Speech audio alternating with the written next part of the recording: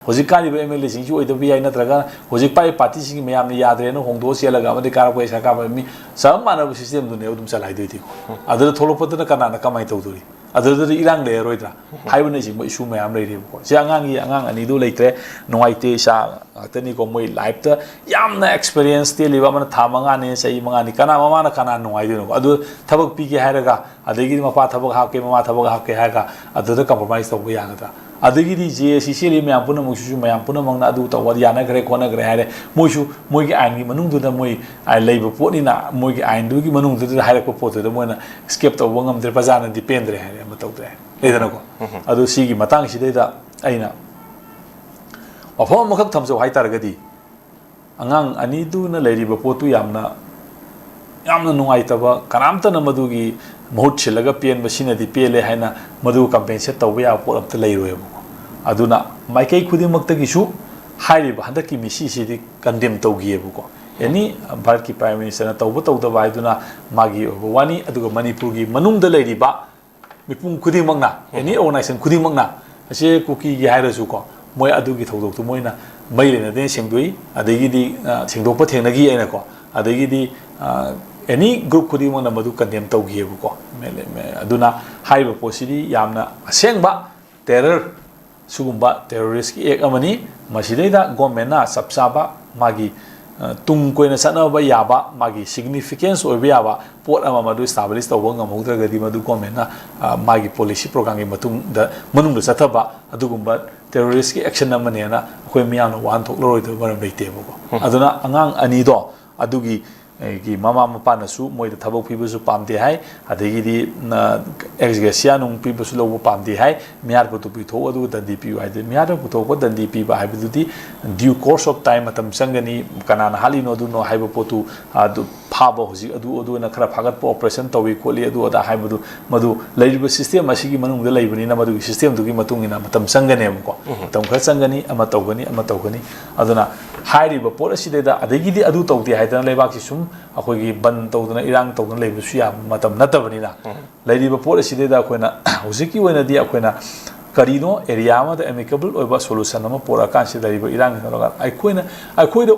utliba akhoi da leiba posi karino je mek sena kan kan akhoi tongan ba akhoi leiba praja sing asibu galoina na akhoi na irangi wana tabado ko akhoi gi tawba akhoi kamaina akhoi system hina thokada ge haiba akhoi gi strategy ama akhoi punu khorka dawne bu ko aduga leiba pot asidi yamna nungaite angang ani sigi significance oina lehona ba mabane gi maming da ko state na run tawba state na paisa puthokpa pakumba memorable area ama ko angang ani dugi leiba magi life tu moina matam tena lera magasu sangsa sidai da ko moibu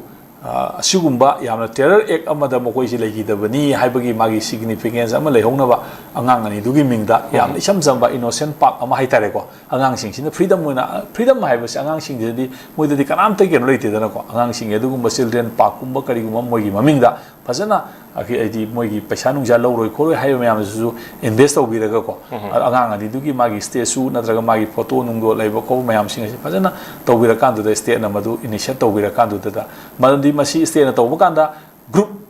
ne lobu yaro ba maramdi group amaga community ama kaktagi ne identify tawba yaro maramdi haiba incident asya community khudimang na condemn tawgi ko ai so far ai gi understanding bauta aduna masigi posidi purely hogi terror act ne na lawga aduna hogi terrorism gi mayokta adugumba leiba peace park natraga innocent park angang sing dugi mingda maming matha adu ada de heng maya phobam thanara kandar oibusu oibi yai aduga madudi state na madu daita loroga angang si ani dugi magi significant ari thabak piba pidaba degi thabak ya lo da bai dudi madu moi personal man ojer aduna compensation to ya gadam na te bo angang ni dugi but ai pamjabani ko na hairi se ko angang ani dugi mingda angang ani dugi magi lady ba moina sangsa sida moigi life span do telagasu makoi ki keno du kuina ma yamna keno oina lehona bagi da muto ko angang ani dugi yamna isam chamba magi innocent oiba magi kaimta khangdri mayam ta yaudri angang sing da moi isam chamba moi keno dugi significance ama lehona ba moina sangsa sida moigi existence telamagasu makoi ki life do tam sang lehona bagi da makta makoi ki maming da memorable oiba adugumba magi ningsing bagi afam amadi mabani ki oiba against the terrorist act terror act ki da akhoi ki ꯀꯩꯅꯣ ꯑꯣꯏꯕ ꯍꯥꯏꯇꯥꯔꯦꯀꯣ ꯑꯗꯨꯒꯨꯝꯕ ꯃꯤꯅꯤꯡ ꯑꯣꯏꯕ ꯑꯗꯨꯒꯨꯝꯕ area ꯑꯃꯗꯤ ꯃꯕꯥꯅꯤꯒꯤꯗꯃꯛꯇ establish ꯁ꯭ꯇꯦꯠꯅ ꯇꯧꯍꯟꯅꯤꯡꯉꯤ ꯑꯗꯣ ꯃꯁꯤ ꯇꯧꯕ ꯌꯥꯅꯕ ꯁ꯭ꯇꯦꯠꯅ ꯈꯟꯅꯕ ꯑꯃ ꯃꯊꯧ ꯇꯥꯏ ꯑꯗꯨ ꯈꯟꯅꯍꯟꯅꯤꯡꯉꯤ ꯑꯗꯣ ꯃꯁꯤꯗ ꯑꯩꯗꯤ ꯃꯁꯤꯃ ꯑꯩ ꯇꯧꯍꯟꯅꯤꯡꯉꯦꯅ ꯂꯧꯏ ꯑꯗꯨꯒ ꯂꯩꯔꯤꯕ ꯄꯣꯠ ꯑꯁꯤꯗꯤ ꯑꯩꯈꯣꯏꯅ ꯁ꯭ꯇ꯭ꯔꯥꯇꯦꯖꯤ ꯀꯩꯀꯥ ꯃꯌꯥꯝꯁꯤꯗꯤ ꯂꯩꯔꯤꯕ ꯁꯤꯁꯇꯦꯝꯁꯤ ꯇꯧꯕꯅꯤꯅ ꯁꯤꯁꯇꯦꯝꯗꯨꯒꯤ ꯃꯅꯨꯡꯗ ꯃꯤ ꯍꯥꯠꯄ ꯄꯨꯊꯣꯛꯄ ꯍꯥꯏꯕ ꯑꯃ ꯇꯧꯕ ꯍꯥꯏꯁꯤ ꯃꯇꯝ ꯁꯥꯡꯅ ꯑꯗꯨꯝ ꯆꯪꯒꯅꯤ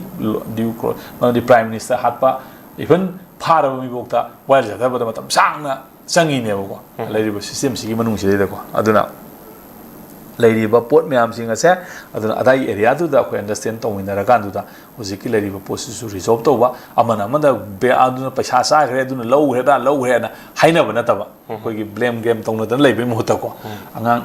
ꯑꯣꯏꯕ ꯌꯥꯕ ꯌꯥꯝꯅ ꯀꯩꯅꯣ ꯑꯃꯗ ꯑꯩꯗꯤ ꯁꯨꯃꯥꯏꯅ ꯑꯩꯗꯤ ꯁꯣꯂꯨꯁꯟ ꯑꯃ ꯑꯩꯗꯤ ꯂꯧꯍꯟꯅꯤꯡꯉꯤ ꯑꯗꯨ ꯑꯉꯥꯡ ꯑꯅꯤꯗꯨꯒꯤ ꯑꯦꯛꯖꯤꯁꯇꯦꯟꯁꯇꯣ ꯃꯗꯨ ꯏꯔꯥꯏ ꯂꯥꯏꯅ ꯁꯠ ꯂꯥꯎꯅ ꯄꯩꯁꯥ ꯈꯔꯗ ꯅꯠꯇ꯭ꯔꯒ ꯀꯔꯤꯒꯨꯝꯕ ꯈꯔꯗ ꯌꯥꯁꯟꯅꯔꯒ ꯃꯣꯏꯒꯤ ꯀꯩꯅꯣꯗꯣ ꯁꯤꯒꯅꯤꯐꯤꯀꯦꯟꯁ ꯃꯥꯡꯍꯟꯕꯗꯤ ꯄꯥꯝꯃꯨꯏꯌꯦꯕꯀꯣ ꯂꯩꯔꯤꯕ ꯀꯩꯅꯣꯁꯤ ꯌꯥꯝꯅ ꯅꯨꯡꯉꯥꯏꯇꯕ ꯌꯥꯝ ꯄꯣꯠ ꯑꯃꯅꯦꯕꯀꯣ ꯑꯗꯨꯅ ꯃꯕꯥꯅꯤꯒꯤ ꯁꯤꯒꯅꯤꯐꯤꯀꯦꯟꯁ ꯑꯁꯦ ꯃꯁꯤ ꯃꯇꯝ ꯁꯥꯡꯅ ꯂꯩꯍꯧꯅꯕꯒꯤꯗꯃꯛꯇ ꯃꯕꯥꯅꯤꯒꯤ ꯑꯣꯏꯕ ꯑꯉꯥꯡ ꯑꯅꯤꯗꯨꯒꯤ ꯃꯃꯤꯡꯗ ꯌꯥꯝꯅ ꯃꯦꯃꯣꯔꯦꯕꯜ ꯑꯣꯏꯕ ꯃꯥꯒꯤ ꯑꯦꯔꯤꯌꯥ ꯑꯃ ꯁ꯭ꯇꯦꯠꯅ ꯏꯁꯇꯥꯕ꯭ꯂꯤꯁ ꯇꯧꯔꯒ ꯔꯟ ꯇꯧꯔꯒ ꯑꯩ ꯂꯩꯍꯟꯅꯤꯡꯉꯤ ꯍꯥꯏꯕ ꯋꯥꯐꯝꯁꯤꯃ ꯑꯩ ꯁꯨꯃꯥꯏꯅ ꯊꯝꯖꯒꯦ ꯑꯗꯨꯒ ꯍꯥꯏꯔꯤꯕ ꯄꯣꯠ ꯃꯌꯥꯝ ꯄꯨꯝꯅꯃꯛꯁꯤꯅ ꯃꯔꯝ ꯑꯣꯏꯔꯀꯥꯟꯗ ꯑꯩꯈꯣꯏꯗ ꯌꯥꯝ ꯊꯨꯅ ꯇꯪꯗꯨ ꯂꯩꯇꯥꯕ ꯍꯜꯂꯛꯑꯀꯥꯟꯗ ꯑꯩꯈꯣꯏꯒꯤ ꯇꯧꯐꯝ ꯊꯣꯛꯄ ꯑꯃ ꯇꯧꯕ ꯌꯥꯅꯕꯒꯤꯗꯃꯛꯇ ꯋꯥꯈꯜ ꯈꯟꯊꯃꯤꯟꯅꯕ ꯃꯇꯝꯗꯣ ꯑꯩꯗꯤ ꯑꯣꯏꯌꯦꯅ ꯑꯩꯗꯤ ꯁꯨꯃꯥꯏꯅ ꯂꯧꯖꯩ